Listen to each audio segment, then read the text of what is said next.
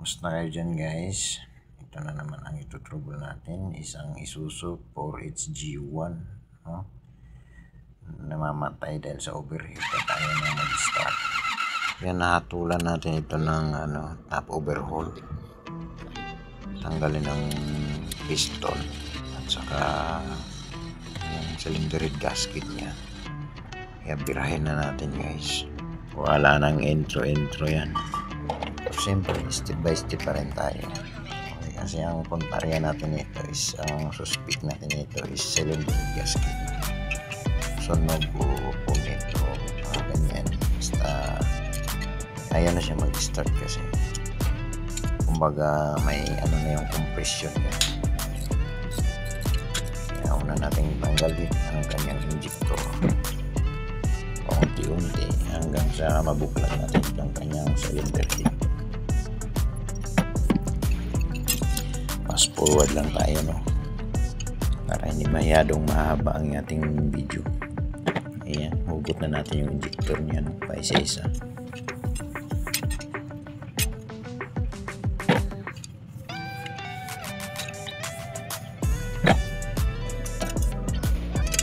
So, at dito ang kanyang mga high pressure lines, no, sa fuel. Ayan, kasi unahin natin yan kaya isturbo yung mga tubo na yan sa pagtanggal ng cylinder head bolts natin. Tapos yung hose ng radiator niya, yan. Mabilis lang yan, basic lang yan guys.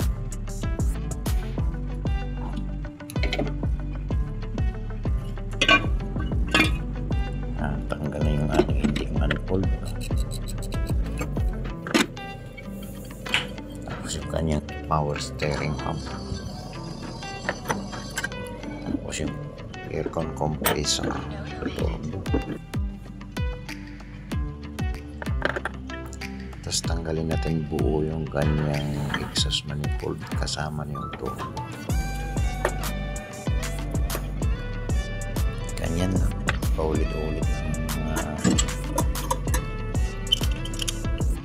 ayan, konti na lang. Tapos rocker arm na tayo.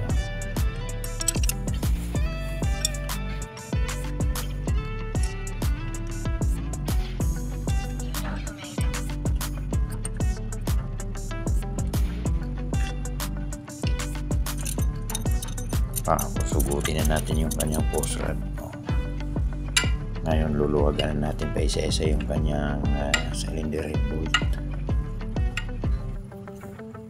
Madali lang, no?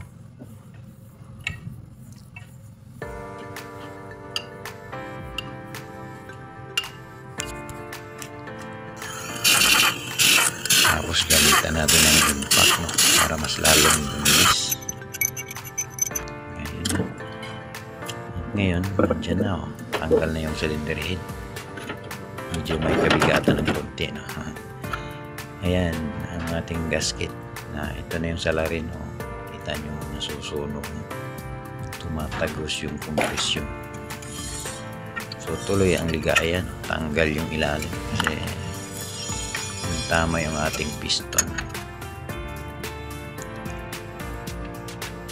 Babaan natin ang langis kasi tanggalin natin yung kanyang crankcase. Mabilis lang din yan. Hindi na natin tinanggal yung buong makina kasi nagmamadali kasi yung nangyari nito.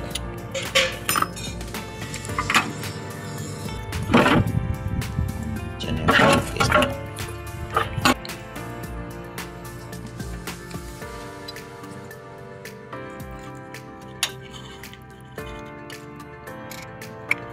Tapos tanggalin yung bomba ng langis, no, kasi istorbo yan dyan sa galawan natin.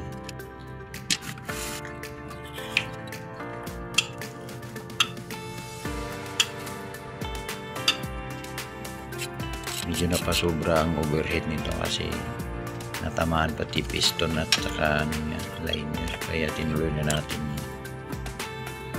Ayan, patanggal na natin yung isang piston niya.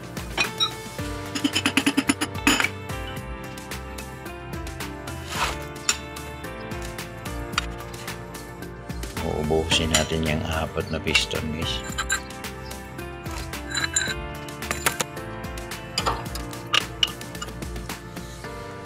maganda pa naman yung bearing niya.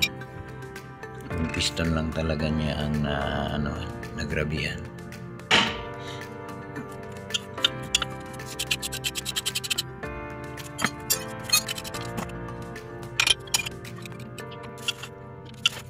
Ganyan lang, salitan lang sila, pitik-pitik lang, sundot, tapos yun na. Diba maputi pa yung bearings niya, kaya pwede pa yan sa mga nagtitipid na natin. Meron tayong tinatawag na low budget repair. Ayan yung piston, makikita nyo, pati yung mga liner niya talagang wala na. Tapos binigyan tayo ng segunda mano na surplus na piston, so siyempre wala tayong magagawa, kabit natin yan.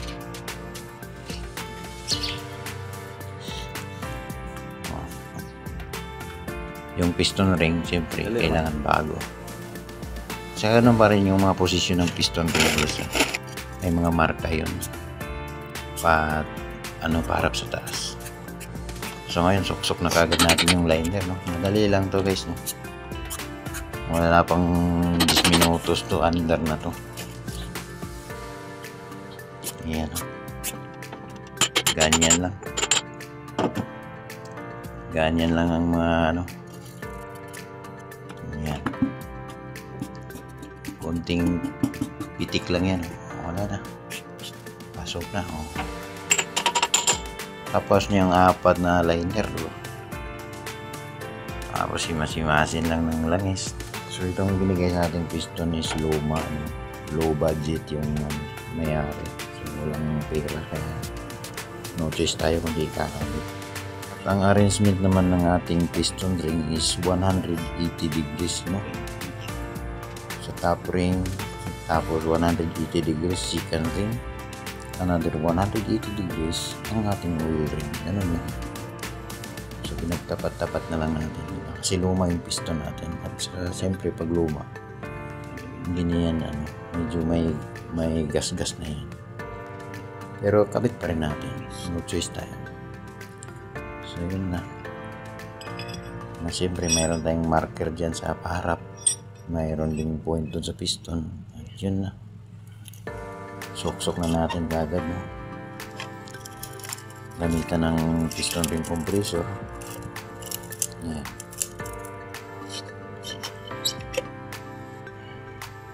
Tapos lagyan ng basahan. Kasi siyempre, kahit luma na, ayaw pa rin nating may gupi yung tama yung ating piston. Kaya kadandahan lang yung papasok ng ating piston. Yan na, pasok na. Konting sundot. Ayan.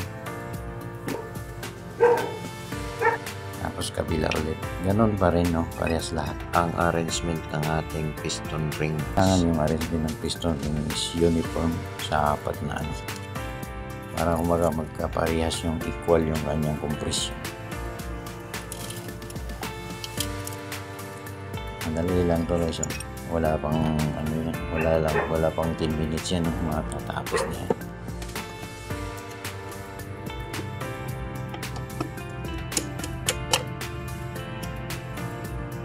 Yun, pasok na yung pangalawang piston. Siyempre dalawa na lang, basta kailangan magkaparehas yung arrangement ng piston ring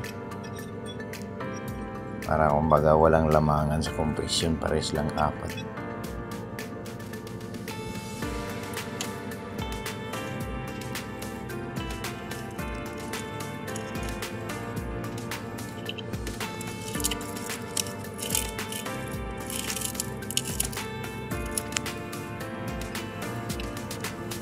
Ayun, nasa 2 na tayo. Pangatlo.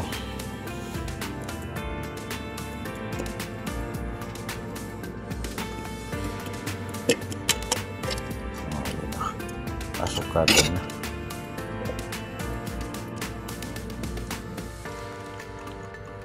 At yan na yung panghuli, yung press. Kasi running mate kasi yan sila, di ba? Kaya magkasunod talaga yung isok-sok.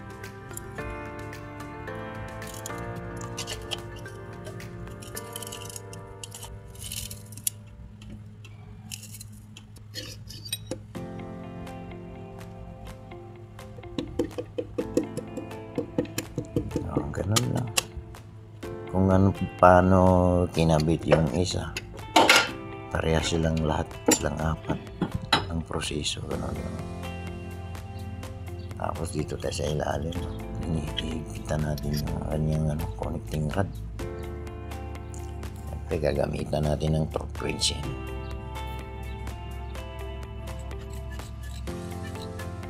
Yung process natin dyan sa unang higpit, 65 foot-pound. Yan. Tapos markahan natin yan ang angle. Di mo mawala yun. 90 degrees.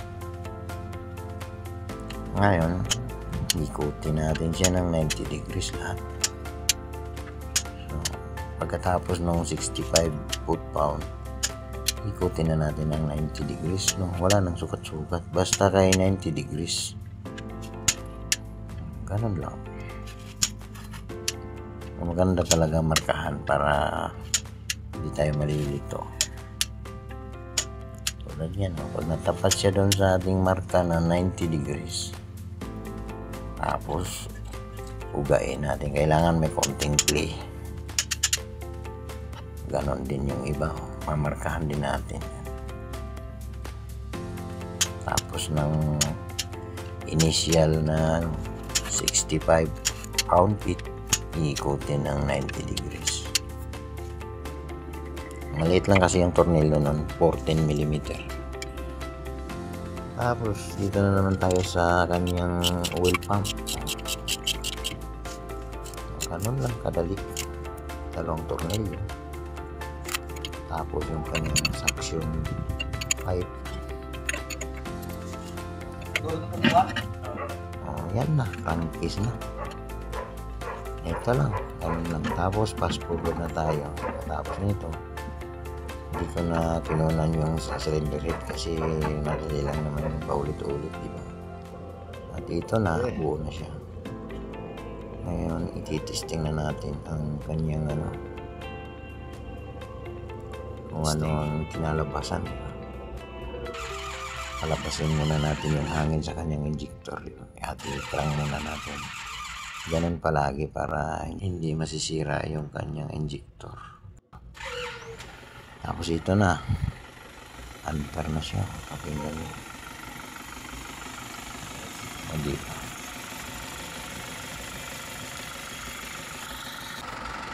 Ganun lang. Ganun lang palagi. So ngayon, okay na siya. One click na.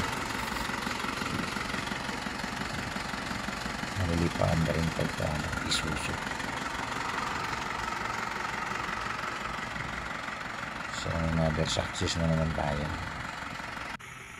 Maraming salamat sa palaging panonood nyo guys. Hanggang sa uulitin. Ingat kayo palagi. God bless.